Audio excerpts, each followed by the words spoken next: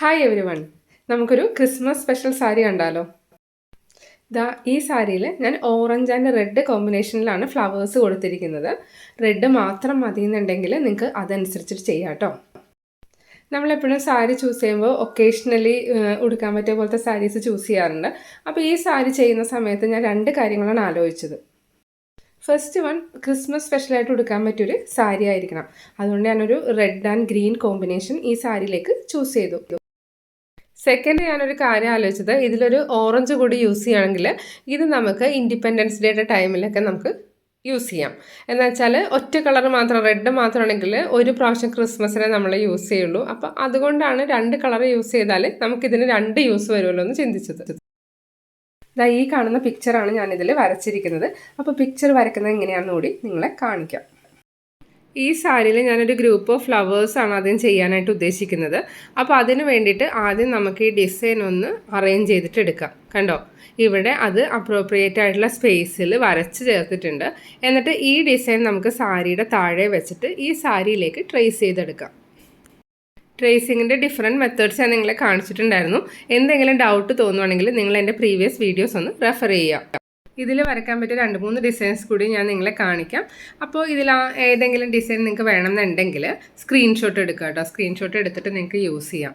പിന്നെ ഇതിൽ നിങ്ങൾക്ക് കാണാം ഒരു ക്ലസ്റ്റേഴ്സ് ഓഫ് ഫ്ലവേഴ്സാണ്. അപ്പോൾ അത് നമുക്ക് എങ്ങനെയാണ് വേണ്ടതെന്ന് വെച്ചാൽ നമ്മുടെ ഐഡിയ അനുസരിച്ചിട്ട് നമുക്കൊരു പിക്ചർ കിട്ടിക്കഴിഞ്ഞാൽ ആ പിക്ചറിനെ വരച്ചെടുക്കാം. ഈ ഡിസൈൻ ഞാൻ കാണിക്കുന്നതിൻ്റെ പ്രത്യേക ഉദ്ദേശം എന്താണെന്നോ, ഒത്തിരി പേര് ചോദിക്കുന്ന ഒരു ഡിസൈനാണ്. ഇതൊരു പിസ്റ്റാ ഗ്രീൻ സാരിയിൽ വർക്ക് ചെയ്തതായിരുന്നു, ലാവൻഡർ കളറിൻ്റെ ഷെയ്ഡ്സ് യൂസ് ചെയ്തിട്ട്. അപ്പോൾ ഈ ഡിസൈൻ നിങ്ങൾക്ക് വേണമെന്നുണ്ടെങ്കിൽ സ്ക്രീൻഷോട്ട് എടുക്കുക, എന്നിട്ട് പ്രിൻ്റ് ഔട്ട് എടുത്ത് യൂസ് ചെയ്യുക. ഈ ഡിസൈൻസ് എല്ലാം ഫ്രീ ടൈമിൽ കൈകൊണ്ട് വരച്ചെടുക്കുന്ന ഡിസൈൻസാണ്. അതുപോലെ ഒത്തിരി പേര് ഡൗട്ട് ചോദിക്കുന്നതാണ് ഡിസൈൻസ് എങ്ങനെയാണ് ഉണ്ടാക്കുന്നതെന്ന്. നമ്മൾ അത്യാവശ്യം കുറച്ച് ഡ്രോയിങ് പഠിക്കുവാണെങ്കിൽ ഇതേപോലെ ഡിസൈൻസ് നമ്മൾ എവിടെയെങ്കിലും കണ്ടാൽ അത് നോക്കി വരച്ചെടുക്കാനായിട്ട് സാധിക്കും. അപ്പോൾ ഇനി നെക്സ്റ്റ് നമുക്ക് ഇതെങ്ങനെയാണ് ട്രേസ് ചെയ്യുന്നതെന്ന് നോക്കാം. അപ്പോൾ ട്രേസ് ചെയ്യുന്ന പൊസിഷൻ ഫസ്റ്റ് നമ്മളൊന്ന് മാർക്ക് ചെയ്യാം. ഞാൻ സാരി മാർക്ക് ചെയ്യുന്ന സമയത്ത് എൻ്റെ അളവിലൊന്ന് വച്ച് നോക്കിയിട്ടാണ് കേട്ടോ മാർക്ക് ചെയ്യുന്നത്. ഇപ്പം മീഡിയം ഹൈറ്റ് ഉള്ളവരാണെങ്കിൽ അതായത് എൻ്റെയൊക്കെ ഒരു ഹൈറ്റ് ആയിരിക്കും മീഡിയം, അതായത് ഭയങ്കര കുറവും അല്ല കൂടുതലും അല്ലാത്തൊരു ഹൈറ്റ്. അപ്പോൾ അങ്ങനെയാണ് ചെയ്യുന്നത്. പിന്നെ നമുക്ക് സ്പെഷ്യൽ ഓർഡേഴ്സൊക്കെ ആണെങ്കിൽ നമ്മൾ അവരുടെ ഹൈറ്റ് ഏതാണെന്ന് നോക്കിയിട്ട് അതനുസരിച്ചിട്ട് മാർക്ക് ചെയ്യും. ട്രേസിങ്ങിൻ്റെ പിക്ചർ ഞാൻ ഈ സാരിയുടെ താഴെ വെക്കുന്നുണ്ട്. അപ്പോൾ അത് വെച്ചിട്ട് കുറച്ചുകൂടി ഒന്ന് ക്ലാരിറ്റി കിട്ടാനായിട്ട് 2 A4 സൈസ് വൈറ്റ് പേപ്പർ വെച്ചിട്ടുണ്ട് കേട്ടോ. അപ്പോൾ പിക്ചർ വരയ്ക്കുമ്പോൾ നമുക്ക് നല്ല ക്ലിയർ ആയിട്ട് കാണാൻ വേണ്ടിയിട്ടാണ് ഇങ്ങനെ വെക്കുന്നത്. കറക്റ്റായിട്ട് മാർക്ക് ചെയ്ത പൊസിഷൻ നോക്കി വേണം നമ്മുടെ ഈ പിക്ചർ വെക്കാനായിട്ട്. മാറി പോവുകയാണെന്നുണ്ടെങ്കിൽ നമ്മൾ സാരി ഉടുക്കുമ്പോൾ അത് കാണാനായിട്ട് സാധിക്കില്ല. അപ്പോൾ ഏറ്റവും ബെസ്റ്റായിട്ട് ഞാൻ നിങ്ങളോട് പറയുന്നത്, നമ്മൾ സാരി ഒന്ന് ഉടുത്ത് നോക്കാണ്ട് സാരി ഉടുത്ത് നോക്കുന്ന സമയത്ത് എവിടേക്കാണോ പിക്ചേഴ്സ് വേണ്ടതെന്ന് വെച്ചാൽ അവിടെ ഓരോ പിൻ കുത്തി വെക്കുക. അപ്പോൾ ഒരു മാർക്കിംഗ് കിട്ടുമല്ലോ. എന്നിട്ട് അതിന് ശേഷം വേണം നിങ്ങൾ പിക്ചേഴ്സ് വരയ്ക്കാനായിട്ട്. ഇപ്പോൾ ബൾക്കായിട്ട് ഓർഡേഴ്സ് കസ്റ്റമേഴ്സിന് വേണ്ടി ചെയ്യുന്നവരാണെന്നുണ്ടെങ്കിൽ ഒരു മീഡിയം ഹൈറ്റുള്ള ആൾക്കാരുടെ ഒരു ഹൈറ്റ് നോക്കിയിട്ട് അതനുസരിച്ച് മാർക്ക് ചെയ്യുക. ഇതേപോലെ ഗ്രൂപ്പ് ഓഫ് ഫ്ലവേഴ്സാണ് വരുന്നത്. അപ്പോൾ അതനുസരിച്ചിട്ട് ഞാനിവിടെ ഇതും വെച്ചിട്ടുണ്ട്. എത്ര സ്പേസ് വേണം എന്ന് വെച്ചാൽ അത് നിങ്ങളൊന്ന് നോക്കുക. ഞാനിവിടെ കുറച്ച് ബോൾ പെൻസ് യൂസ് ചെയ്യുന്നുണ്ട്. എന്താണെന്ന് വെച്ചാൽ സാരിയും നമ്മുടെ പേപ്പറും തമ്മിൽ നീങ്ങി പോവാതിരിക്കാനായിട്ട് കുറച്ച് പിൻ കുത്തി വെക്കുന്നത് നല്ലതാണ്. അപ്പോൾ അതേപോലെ നമ്മൾ പിക്ചർ പ്ലേസ് ചെയ്തതിന് ശേഷം പിൻ വെച്ചിട്ട് ഇതിനെ ഒന്ന് കുത്തി വെക്കുക. വരയ്ക്കാനായിട്ട് എപ്പോഴും ബെസ്റ്റ് HB പെൻസിലാണ്. അപ്പോൾ HB പെൻസിലിന് തന്നെ ഒരുപാട് തിക്നെസ് വേണമെന്നില്ല. നോർമൽ തിക്നെസ് ഉള്ള പെൻസിൽ യൂസ് ചെയ്തിട്ട് നമുക്ക് വരയ്ക്കാം. വൈറ്റ് സാരി വരയ്ക്കുമ്പോൾ എപ്പോഴും കെയർഫുള്ളായിട്ട് വരയ്ക്കുക. നമ്മുടെ പെൻസിൽ തെന്നിപ്പോയി അതിൽ പാട് വരാതെയൊക്കെ സൂക്ഷിക്കുക കേട്ടോ. എന്ന് വെച്ചാൽ നമ്മൾ വർക്ക് ചെയ്ത് കഴിയുമ്പോൾ കാണാനായിട്ട് ഭംഗി ഉണ്ടാവില്ല, അവിടെ ഇവിടെ ഇങ്ങനെ കറുത്ത പാടൊക്കെ നിൽക്കുവാണെങ്കിൽ. അപ്പോൾ അതുകൊണ്ടാണ് നമ്മൾ കെയർഫുള്ളായിട്ട് വരയ്ക്കണം എന്ന് പറയുന്നത്. അപ്പോൾ ഇതേപോലെ നമ്മുടെ ഡിസൈൻ കംപ്ലീറ്റ് ആയിട്ട് വരച്ചെടുക്കുക കേട്ടോ. നമുക്ക് കംഫർട്ടായിട്ടുള്ള രീതിയിൽ ഏതെങ്കിലും ഒരു പൊസിഷൻ ചൂസ് ചെയ്തിട്ട് അവിടെ നിന്നിട്ട് നമുക്ക് പിക്ചർ വരയ്ക്കാം. ഇപ്പോൾ ഞാൻ നിങ്ങൾക്ക് കാണാൻ വേണ്ടിയിട്ട് കുറച്ച് നീങ്ങി നിന്നാട്ടോ വരയ്ക്കുന്നത്. എപ്പോഴും പിക്ചർ വരയ്ക്കുന്ന സമയത്ത് നമ്മൾ കംഫർട്ടബിളായിട്ട് ഇരുന്നിട്ട് വേണം വരയ്ക്കാനായിട്ട്. അതേപോലെ സാരിയും അതനുസരിച്ച് സെറ്റ് ചെയ്ത് വെക്കുക. പിക്ചർ ഡ്രോയിങ് കംപ്ലീറ്റ് ആയി. ഇനി നമുക്ക് കളേഴ്സ് ചൂസ് ചെയ്യാം. ഞാനിവിടെ റെഡിൻ്റെ ഷെയ്ഡ്സും ഗ്രീനിൻ്റെ ഷെയ്ഡ്സുമാണ് യൂസ് ചെയ്യുന്നത്. റെഡിൻ്റെ ഷെയ്ഡ് എന്ന് പറയുമ്പോൾ അതിൽ ഓറഞ്ച് കളറാണ് കേട്ടോ എടുത്തിരിക്കുന്നത്.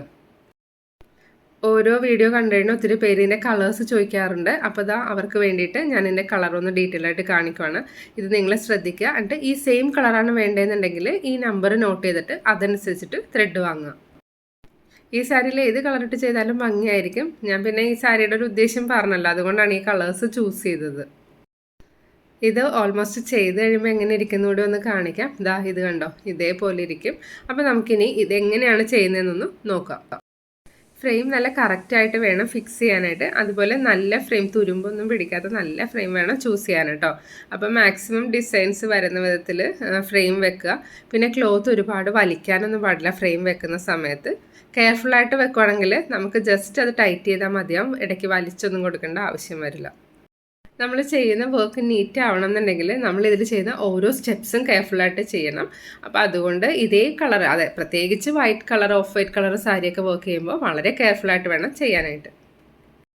ഈ ഡിസൈൻ ചെയ്യാനായിട്ട് ഞാൻ ത്രെഡ് എടുത്തിരിക്കുന്നത് 6 strands ആണ്. നമ്മൾ വർക്ക് ചെയ്യുന്നതിന് മുന്നേ നീഡിൽ ത്രെഡൊക്കെ എടുത്ത് വെക്കുക. അപ്പോൾ നമുക്ക് ഫാസ്റ്റായിട്ട് നമുക്കൊരു ഡിസൈൻ കംപ്ലീറ്റ് ചെയ്യാൻ സാധിക്കും. ലേസി സ്റ്റിച്ച് ചെയ്യാനായിട്ട് വളരെ ഈസിയാണ്. ഇതേപോലെ ഒത്തിരി വർക്ക് ചെയ്യാൻ ഉദ്ദേശിക്കുന്ന സാരിയിൽ ലേസി ഡേസിയൊക്കെ കൊടുക്കുകയാണെങ്കിൽ നമുക്ക് ഫാസ്റ്റായിട്ട് സാരി ഫിനിഷ് ചെയ്യാൻ സാധിക്കും. ഒരു കാര്യം പ്രത്യേകം ശ്രദ്ധിക്കുക, ചെയ്യുന്ന സമയത്ത് നല്ല കെയർഫുള്ളായിട്ട് ചെയ്യുക. ഒരുപാട് വലിക്കുകയാണെങ്കിൽ ആ ഫ്ലവറിൻ്റെ പെറ്റൽസിന് ഭംഗി ഉണ്ടാവില്ല. അപ്പോൾ ഒരു മീഡിയം വരുന്ന രീതിയിൽ വലിക്കുക. കുറച്ചൊരു റൗണ്ട് ഷേപ്പ് ഇരിക്കുകയാണെങ്കിൽ, അതായത് ഒരു ഓവൽ ഷേപ്പ് പോലെ ഇരിക്കുകയാണെങ്കിലാണ് ഫ്ലവറിൻ്റെ പെറ്റൽസ് കാണാനായിട്ട് ഭംഗി ഉണ്ടാവുള്ളൂ. ലേസി ഡേസി ഫ്ലവർ ചെയ്യുന്ന സമയത്ത് ഞാൻ മിഡിലിൽ വരുന്നൊരു സർക്കിൾ മാത്രമേ വരയ്ക്കാറുള്ളൂ. എന്നിട്ട് ഇതിൻ്റെ ഓരോ പെറ്റൽസും ആദ്യം 4 ഡയറക്ഷനിലേക്കും ചെയ്യും. എന്നിട്ട് അതിൻ്റെ ഇടയ്ക്ക് കൂടി ഓരോ പെറ്റൽ കൊടുത്ത് ഫില്ല് ചെയ്യും. അപ്പോൾ കറക്റ്റായിട്ട് ഫ്ലവറിന് ഷേപ്പ് കിട്ടും. അതുപോലെ വരയ്ക്കുവാണെങ്കിൽ നമുക്ക് ഒത്തിരി വരച്ച് വെക്കേണ്ട ആവശ്യവും വരില്ല, കാണാനായിട്ടും ഭംഗിയായിരിക്കും. ഈ സെയിം ഫ്ലവറിൻ്റെ വേറെ കളർ കോമ്പിനേഷൻ വീഡിയോ ഞാൻ നേരത്തെ അപ്ലോഡ് ചെയ്തിട്ടുണ്ടായിരുന്നു. അത് കാണണം എന്നുള്ളവർ പ്രീവിയസ് വീഡിയോ ഒന്ന് റെഫർ ചെയ്യുക കേട്ടോ. നീഡിൽ ത്രെഡ് എടുക്കുന്ന സമയത്ത് ത്രെഡ് ഇടയ്ക്ക് അഡ്ജസ്റ്റ് ചെയ്ത് കൊടുക്കുക. എന്നാലാണ് കറക്റ്റായിട്ട് 6 strands തന്നെ കിട്ടുള്ളൂ. അതല്ലാന്നുണ്ടെങ്കിൽ ചിലർ 6 strands എടുത്തിട്ട് ചെയ്യും. ലാസ്റ്റ് ഫിനിഷ് ചെയ്ത് വരുമ്പോൾ അതൊരു 12 strandsലായിരിക്കും ഫിനിഷിങ് വരുന്നത്.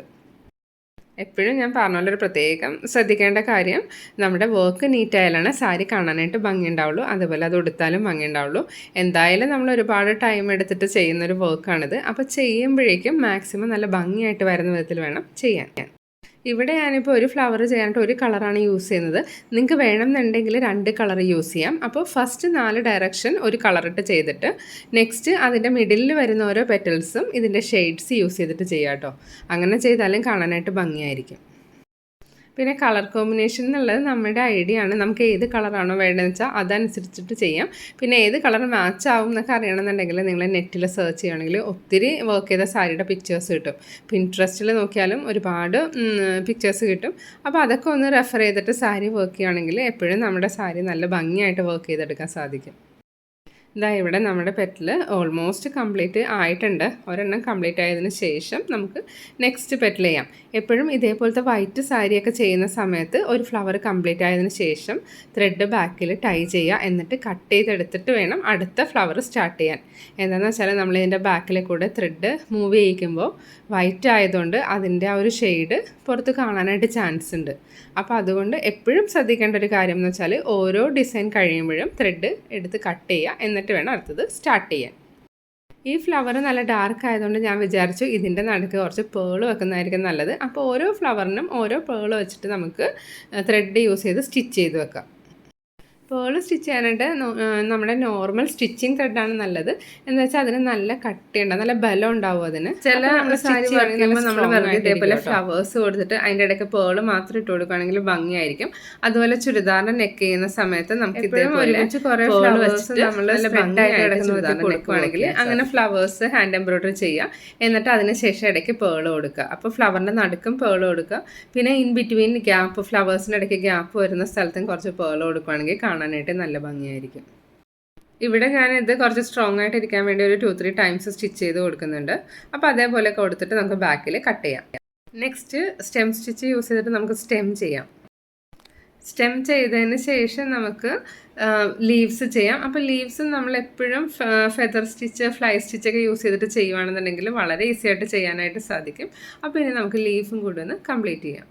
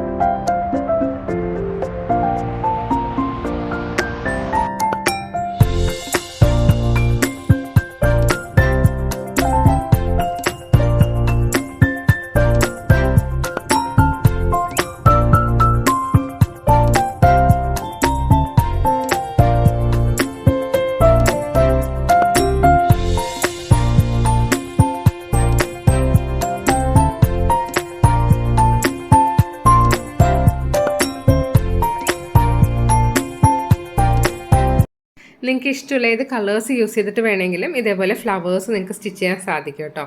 അപ്പോൾ ഇന്നത്തെ വീഡിയോ ഇഷ്ടപ്പെട്ടെങ്കിൽ വീഡിയോ ലൈക്ക് ചെയ്യുക. ആദ്യമായിട്ട് കാണുന്ന ആരെങ്കിലും ഉണ്ടെങ്കിൽ വീഡിയോ സബ്സ്ക്രൈബ് ചെയ്യുക. എന്നിട്ട് അതിൻ്റെ സൈഡിൽ ബെൽ ബട്ടൺ പ്രസ് ചെയ്ത് ഓൾ എനേബിൾ ചെയ്യുക. എന്നാലേ നിങ്ങൾക്ക് ഞാനിടുന്ന എല്ലാ വീഡിയോയുടെ നോട്ടിഫിക്കേഷൻസ് കിട്ടുകയുള്ളൂ. കമ്മ്യൂണിക്കേറ്റ് ചെയ്യാനുള്ള ഏറ്റവും ബെസ്റ്റ് വേ കമൻസ് ഇടലാണ്. നിങ്ങളിടുന്ന കമൻസ് എല്ലാം ഞാൻ വായിക്കാറുണ്ട്. ഓൾമോസ്റ്റ് എല്ലാ കമൻസിനും റിപ്ലൈ ഇടാറുണ്ട് കേട്ടോ. Thank you for watching. Will meet soon.